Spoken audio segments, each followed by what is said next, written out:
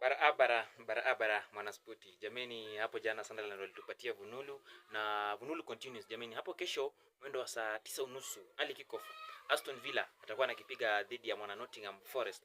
Pale cheza na Aston Villa, home total over 1.5. Naye mwana Burnley atakuwa anakuruzana na Brighton. Pale mpatie Brighton kichwa. Alafu West Ham atakuwa anacheza dhidi ya Wolverhampton Wanderers. Pale both teams to score, na kesho msishangae Wolverhampton Wanderers wakipata ushindi wao wa kwanza. Alafu ile timu ni mbaya, Arsenal itakuwa nakipiga dhidi ya Bournemouth kule Vitality Stadium, lakini mechi hiyo itakuwa mzito, so pale nitataka ucheze na Arsenal kichwa. Alafu tukuje sasa pale Sunday sasa. Leeds atakuwa nakipiga dhidi ya Manchester United. Jameni, hapo sasa ndo kuna vunulu, lakini pale cheza na both teams to score. Mechi nyingine ni kuwa Crystal Palace atakuwa nakipiga dhidi ya Newcastle. Hiyo ni mechi ya majambazi watu wangu jameni. Pale over 1.5 itafanya sawa. Mechi nyingine ya kijambazi ni Brentford dhidi ya mwana Everton. Pale pia over 1.5 itafanya vyema. Mechi nyingine ni Spurs atakuwa anakipiga dhidi ya majambazi Sunderland.